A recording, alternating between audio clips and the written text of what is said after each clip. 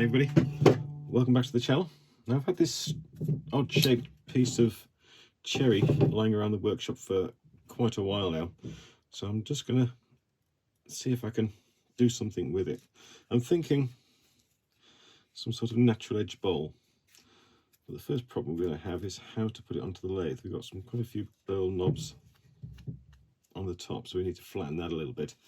And we also need to flatten off this back side as well so we can hold it safely.